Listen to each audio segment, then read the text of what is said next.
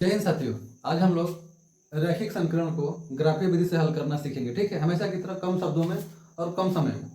देखिए, ग्राफीय विधि से हल करना होगा तो ग्राफ तो बनाना ही होगा। और ग्राफ में क्या क्या होता है? ग्राफ में ऐसी दो लाइनें होती हैं जो एक दूसरे को लंबवत इंटरसेक्ट करती हैं, काटती हैं। मेरे भाई, जहाँ काटती है उसको बोलते हैं हम लोग सेंटर पॉइंट।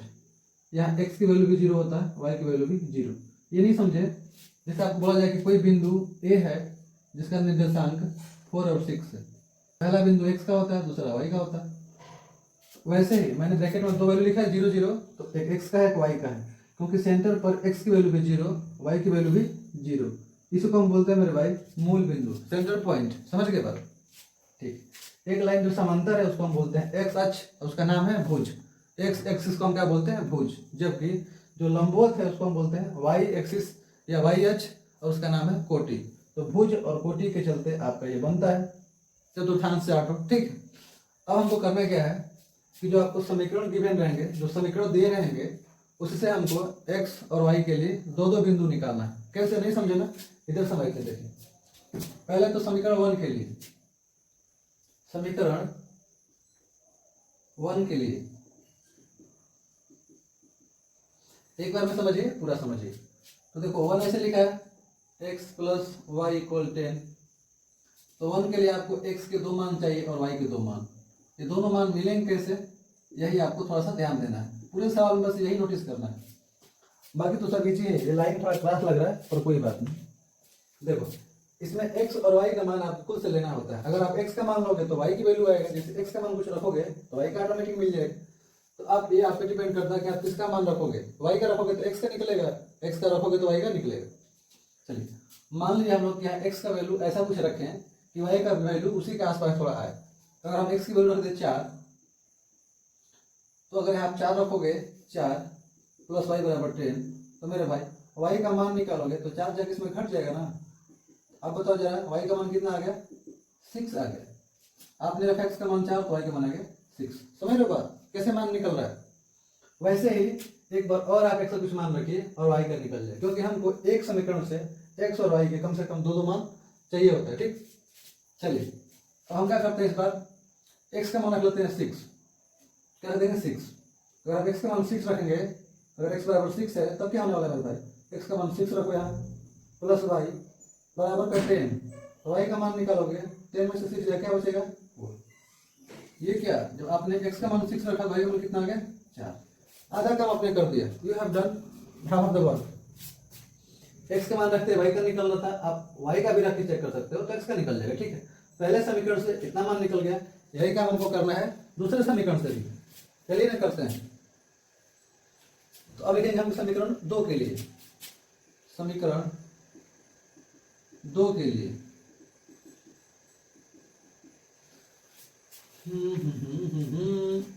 दो समीकरण ये है, इसको छापिए जा रहा है, x माइनस वाई बराबर 4। चलिए, और आपको चाहिए x y का मान, तो यही मैं कर दे रहा हूँ x के लिए और y के लिए। अपने हिसाब से आप कुछ ऐसा मान रखिए x का कि y का भी उसके पास में है। ठीक है, अगर आप मान रखोगे x का क्या 0 रखते हो, तो y का मान क्या आ जाएगा? -4। ठीक है, हल करके दिखाएं तो दिखाते हैं। तो x का मान में क्या रखा था? 0। आप कुछ भी रख सकते हो, कुछ भी, बस ये ध्यान रखना कि ग्राफ छोटा बने, संख्या इसके आसपास में है, छोटी छोटी संख्या में डील हो जाए। चलो, x का मान रखेंगे इसमें 0, तो 0 लिख दिया, माइनस वाई बराबर का 4 है। y का मान निकालो तो बताओ -4 हो जाएगा कि नहीं? -4 हो गया, तो वैसे तो मान आ रहा है। एक बार और आपको यही काम करना है। चलो कुछ और रख लो। मान लो आपने x का मान रख दिया क्या? 2। अगर आप x का मान 2 रखोगे, यहाँ पर 2 रखोगे, तो x का मान 2 रखने पर 2 माइनस वाई बराबर 4 है, तो ये हो जाएगा तो घट जाएगा। तो देखो 4 - 2 हो जाएगा। अब बताओ जरा क्या हो जाएगा? ये घट के बचेगा 2, तो y का मान क्या मिल जाएगा आपको? -2। आपने x का मान क्या लिया था? 2, तो y का मान कितना आ गया? -2। समझ गए बात? आपको ये चीजें दिखाना मैंडेटरी नहीं है, कंपल्सरी नहीं है। ठीक, आपको ये वैल्यू दिखाना है, और ध्यान दें कि आपने सही रख के डील किया है कि नहीं। तो दोनों मान मिल गए। अब बिल्कुल आसान चीज है, आपने क्या बोलते हैं 75% ऑफ द क्वेश्चन डील कर चुके हैं आप। चलिए देखिए, इन बिंदुओं को पहले हमको यहाँ पे निर्देशित करना है। ठीक है, कैसे? इसमें सबसे बड़ी वैल्यू कहाँ तक है? 6 तक। तो 6 तक आप हर एक साइड पे सेम पैरामीटर्स में, क्योंकि आपको जो वो मिलता है ग्राफ पेपर, उसमें जो होता है ना गैप बिल्कुल वो फिट रहता है, मतलब कहने का मतलब कि जो गैप होता है इंटरवल इक्वल होता है, ठीक है, समान दूरी पर चिन्ह लगाए रहते हैं। हम ऐसे तुक्का लगा रहे हैं, आप समझिएगा बात। हमको 6 तक लिखना है, ठीक है, तो 6 तक चारों साइड में ध्यान ये रखना है आपको कि एक्स में इधर प्लस में होता है, इधर माइनस में, बता दे रहा हूँ, एक्स में इधर प्लस में होता है और यहाँ से इधर माइनस में, वाई में यहाँ से ऊपर प्लस में होता है और नीचे माइनस में। इस बात को ध्यान रखिएगा। चलिए, तो इधर प्लस में है तो 1 2 3 4 5 और 6 बस समझ ली। इसलिए मैंने क्या बोला कि जब आप यहाँ मान रख रहे हो तो ध्यान रखना कि संख्या कम से कम आए तो काम चलेगा। अब 20 30 रख दोगे तो अब 20 30 के लिए लंबा जगह चाहिए आपको, है कि नहीं, आप परेशान हो जाओगे, तो कम से कम लाने का प्रयास करें। इधर माइनस में तो -1 -2 -3 -4 -5 -6, ठीक। वाई में तो प्लस है तो 1 2 3 4 5 and the last one is 6। Y में नीचे क्या है, माइनस में है, -1 -2 -3 -4 -5 -6, ठीक है। अब ध्यान समझिएगा। अच्छा, नीचे का गैप थोड़ा कम हो गया, कम कोई बात नहीं, आप समझ लीजिएगा। ग्राफ पे कितनी संख्या लिखना है ये पता चल रहा है, कितना लिखना है इसमें से देख करके कि सबसे बड़ी वैल्यू कितना है, 6 तक लिख दिए। माइनस में भी अगर 6 से कोई बड़ी होती है तो हम उसको हिसाब से लिखते, ठीक है। अभी प्लस में 6 बड़ी थी तो लिख दी। चलिए, अब ये समझिएगा कि समीकरण 1 के लिए ग्राफ कहाँ बन रहा है, तो इसका जो निर्देशांक बनेगा, पहला बिंदु एक एक्स का होता है, एक वाई का, एक एक्स का होता है, एक वाई का। तो एक्स के लिए 4 हो गया और वाई के लिए 6 हो गया, तो पहला बिंदु तो ये हो गया, नाम आप इसको ए दे सकते हो। दूसरा बिंदु एक्स के लिए 6 हो गया, पहले मान मेरे भाई एक्स का लिखना है, एक्स का मान 6 हो गया और वाई की वैल्यू 4। तो पहले ग्राफ के लिए आपको 2 बिंदु मिल चुका है। ऐसे इसको कैसे दिखाते हैं, देखिए, पहले को ध्यान से देखना, एक्स की वैल्यू वाई की वैल्यू, एक्स पे प्लस में 4, वाई में प्लस में 6, एक्स में प्लस पे 4 यहाँ दिख रहा है, वाई में प्लस पे 6 यहाँ दिख रहा है। तो इसको हमको क्या करना है, ज्वाइन करना है। कैसे, तो 6 लगभग यहाँ आएगा और 4 लगभग यहाँ आएगा, कि नहीं। तो ये पॉइंट हो गया, जो दोनों साइड से, इधर 6 से मिल जाएगा, इधर 4 से। समझ वाली बात। इसका नाम दे दीजिए आप कि 4 6 था, ये 4 और 6। दूसरा पॉइंट 6 4 कह रहा है, मतलब पहले एक्स का मान वाई का मान, एक्स का मान 6 वाई का मान 4। अब एक्स में 6 वाई में 4, तो कहाँ जा रहा, लगभग यहाँ जा रहा है। बात समझ रहे आप। पहले समीकरण से जो आपने एक्स के 2 मान निकाले थे, दो मान वाई के लिए और 2 एक्स के लिए, उससे आपने दोनों बिंदु बना दिए। अब हमको इसको, इन दोनों बिंदुओं को मिला देना है, बस इतना ही काम करना है। चलिए मिलाते हैं। देखिए, रावण से मार की श्रृंखला है,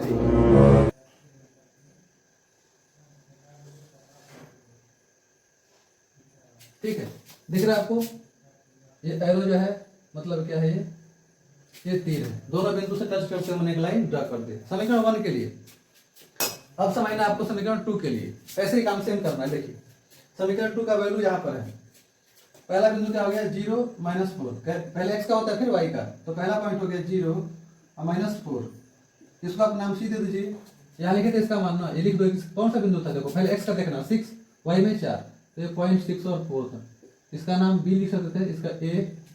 अभी आप क्या करें बनाने के लिए, दूसरे ग्राफ वाले का, मतलब दूसरे समीकरण से। तो पहला पॉइंट 0 -4, एक्स में 0 वाई में -4, एक्स में 0 यहाँ होता है, वाई में -4 नीचे है। ये पॉइंट याद रखिएगा कि यहाँ पर बन रहा है। पहला इसको लिख सकते हो कि ये 0 है और माइनस का 4 है। पहले हमेशा एक्स का मान लिखना है।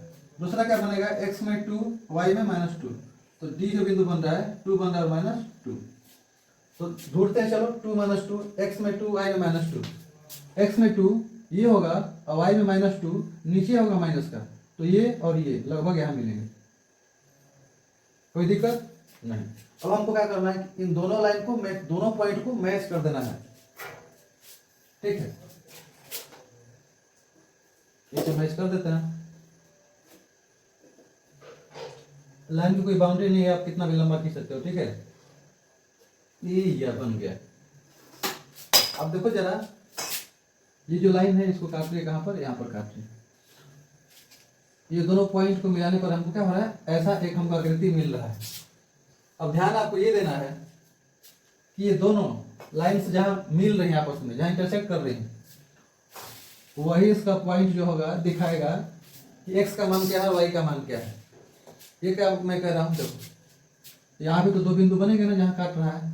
एक्स में देखो यहाँ 6 है तो लगभग 7, यहाँ पे क्या आएगा लगभग 7 आने वाला था, तो 7 मिल गया। अब जरा इसको देखो वाई एच में कितना पे दिख रहा है, तो 1 2, इसको अगर ढंग से बना होगा तो किस पे आ जाएगा, 3 पर आ जाएगा मेरे भाई। तो वाई का मान कितना मिल जाएगा, 3। सारी बात तो यहाँ से बता दोगे कि एक्स का मान 7 था और वाई का मान 3। थोड़ा जो कम बेसी हो रहा है, उम्मीद है आप बात समझ रहे हैं, क्योंकि जो इंटरवल है ना हर एक साइड में इक्वल नहीं है, क्योंकि ये ग्राफ पेपर तो है नहीं, ऐसे मैं नॉर्मली बना रहा हूँ। ग्राफ ऐसे बनाएंगे मेरे भाई, ठीक है। फिर से मैं समराइज कर दे रहा हूँ, आपको 2 इक्वेशन दे रहेंगे। पहले इक्वेशन से एक्स और वाई के लिए 2 मान बना लीजिए, दूसरे इक्वेशन से इसी से भी 2 मान बना लीजिए। इसमें सबसे बड़ी संख्या कौन सी है, ये देख लो। 6 दिख रहा था, मैंने एक एक्स अक्ष खींचा, एक वाई अक्ष खींचा। एक्स को भुज बोलते थे, वाई को 40, और सबसे बड़ी संख्या के हिसाब से चारों तरफ मैंने संख्याएं लिख दी।